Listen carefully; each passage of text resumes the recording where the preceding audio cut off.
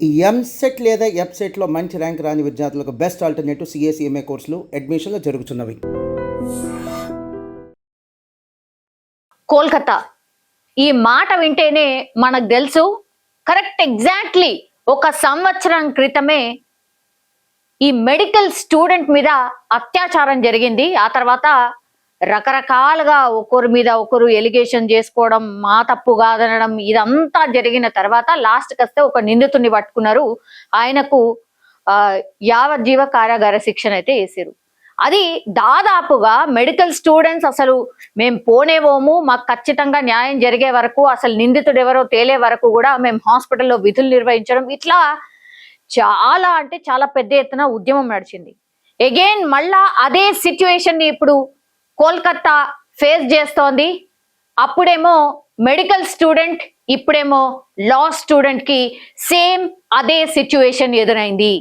ఈ ఫోటోలో మీకు కనిపిస్తున్న ఈ ముగ్గురు నిందితుల్ని ఒక్కసారి చూడండి. వీళ్ళని అసలు ఏం చేసినా పాపం లేదు అనుకోవచ్చు. ఎందుకంటే కోల్కతాలో 24 ఏళ్ల లా విద్యార్థినిపై క్యాంపస్ లోనే సామూహిక అత్యాచారం చేశారు. ఇగో వీళ్ళు ముగ్గురు కూడా. ఈ వ్యక్తి ఎవరైతే ఉన్నారో ఈయన కూడా ఒక లాకి సంబంధించిన స్టూడెంట్, గతంలో అదే కాలేజ్ లో చదివిండు.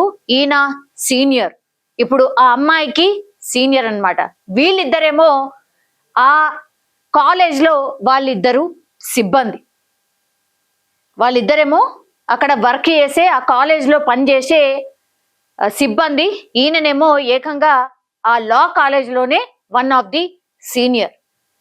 ఈ ఘటన బెంగాల్లో రాజకీయ చర్చకు దారితీసింది. ఎందుకంటే ప్రతిపక్ష బీజేపీ ఇప్పుడు అధికార తృణమూల్ కాంగ్రెస్ ప్రభుత్వంపై దాడి చేస్తోంది. ముగ్గురు వ్యక్తులు కలిసి విద్యార్థినిపై క్యాంపస్ లోని గార్డ్ రూమ్ లో అత్యాచారానికి పాల్పడ్డారు. మనకు తెలుసు కదా, గార్డ్స్ ఉంటారు అంటే ఎవరైతే నిగరాని పెడుతూ ఉంటారో కాలేజ్ మీద, ఎవరైతే కాపలా కాస్తూ ఉంటారో రాత్రి పూట, ఆ గార్డ్ రూమ్ లోనే ఏకంగా ఈ ముగ్గురు నిందితులు కూడా ఆ అమ్మాయిని సామూహికంగా అత్యాచారం చేసిండ్రు.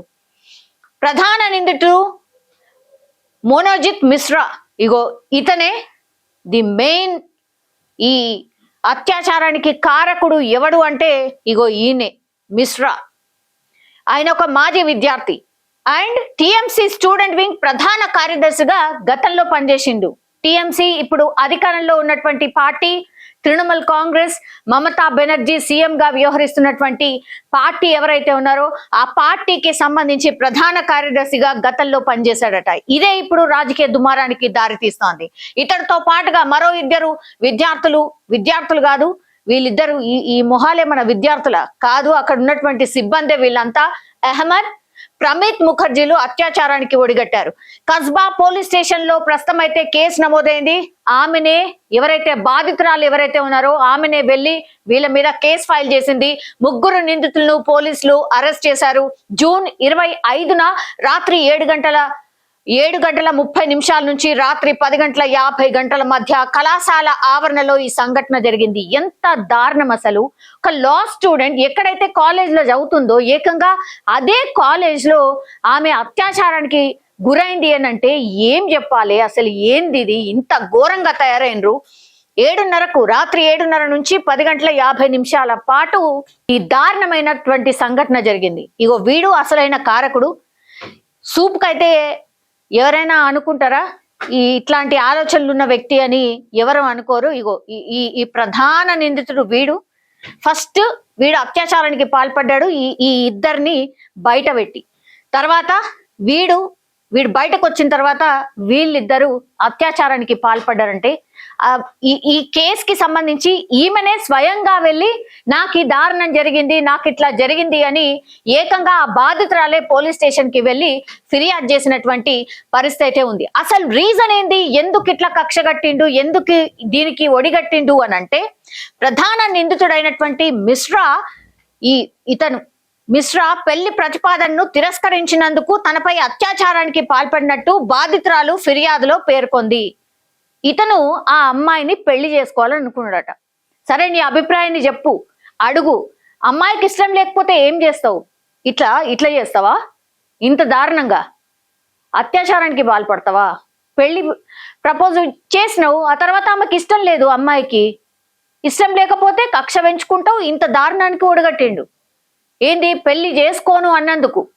ఏదో సినిమాలు చూసి ప్రభావితం అవుతారు చూడండి, అట్లే ఉంది ఇది కూడా. ప్రధాన నిందితుడు ఇప్పుడు మిశ్రా పెళ్లి ప్రతిపాదనను తిరస్కరించినందుకు తనపై అత్యాచారానికి పాల్పడినట్టు బాధితురాలు ఫిర్యాదులో పేర్కొంది. తనకు అప్పటికే బాయ్ ఫ్రెండ్ ఉన్నాడు అని చెప్పినా వినకుండా ముగ్గురు ఆమెపై అత్యాచారం చేశారు. తన ప్రియుడిని చంపేస్తానని బెదిరిస్తూ తనను లోపల బంధించి ఈ దారుణానికి పాల్పడినట్టుగా ఆమె ఫిర్యాదులో పేర్కొన్నటువంటి పరిస్థితి. ఇందులో ఆమె ఏడ్చిన, కాళ్ళు పట్టుకున్న, బతిమిలాడినా కూడా వినిపించుకోలేదు. శ్వాస ఆడని స్థితిలో ఆసుపత్రికి తీసుకువెళ్లాలని కోరినా కూడా వినిపించుకోలేదని చెప్పింది. ఎంత ఘోరం అది.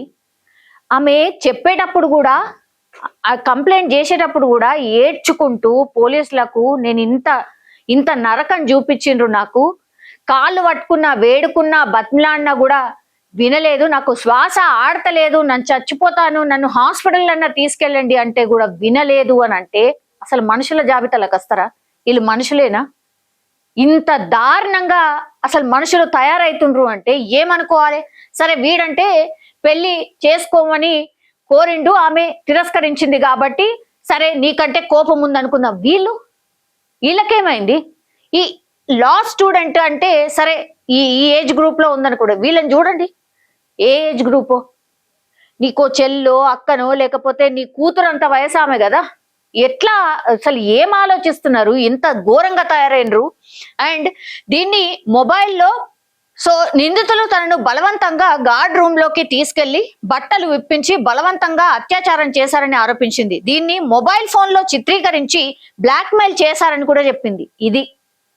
ఇగో ఇంత వీళ్ళు అసలు మనుషులు అసలు జాబితాలో రానేరా. అత్యాచారం చేసుడు గాక ఆ తర్వాత మొబైల్లో చిత్రీకరించడం ఏంది? అసలు మీ పైత్యం ఏంది? మనుషుల రూపంలో ఉన్నటువంటి రాక్షసులు. అసలు వీళ్ళకు ఒక్క నిమిషం కూడా భూమి మీద ఉండడానికి వీలే లేదు. ఇసుంటోళ్ళు అసలు ఏడుంది, పశువుల లెక్కనే ఉన్నారు కదా. పశువులన్నా జర ఆలోచిస్తాయేమో. తనకు న్యాయం కావాలని ఫిర్యాదులో పేర్కొంది. చివరికి సాయంత్రం తనను బయటకు వెళ్ళడానికి అనుమతించారని చెప్పింది. ఏంది అంతగానం బతిమిలాడి అంతా చేస్తే కూడా లాస్ట్కి వస్తే బాగా బతిమిలాడి కాళ్ళు మొక్కితే అప్పుడు బయటికి వదిలిండ్రట. ముగ్గురు నిందితులను పోలీసులు అరెస్ట్ చేశారు. నిందితులకు కోర్టు 14 రోజుల జ్యుడిషియల్ కస్టడీ విధించింది. ఈ ఘటనకు జాతీయ మహిళా కమిషన్ సుమోటోగా స్వీకరించింది. చైర్పర్సన్ విజయ రహత్కర్ కోల్కతా పోలీస్ కమిషనర్ కు లేఖ రాశారు. కాలం పరిమితితో దర్యాప్తు చేయాలని కోరారు. అసలు నిజంగా ఈ ఇన్సిడెంట్లు జరిగిన తర్వాత నిజంగా మొన్న కూడా ఇట్లనే కదా జరిగింది మెడికల్ స్టూడెంట్ కి. ఇక న్యాయం వచ్చింది, న్యాయం గెలిచింది అని మనం బాగా సంబరాలు చేసుకున్నాం కదా. ఏడ గెలిచింది మరి? కరెక్ట్ సంవత్సరం తర్వాత మళ్ళీ ఇన్సిడెంట్ జరిగింది కదా. అంటే ఆ పనిష్మెంట్ సరిపోలేదు అనే కదా, మీరు ఎక్కడ భయపడలేదనే కదా. ఆనాడు నిజంగా ఇంకెంత భయంకరమైన పనిష్మెంట్ ఉండుంటేనో ఇట్లాంటివి జరగవు. ఇప్పుడు మళ్ళా ఇంకో ఇన్సిడెంట్ జరిగింది, అదే కోల్కతాలో సంవత్సరం తిరగకుండానే జరిగింది. మరి ఏం జస్టిస్ జరిగినట్టు? ఆ అమ్మాయినైతే అత్యాచారం చేసిన తర్వాత చంపేసిండ్రు.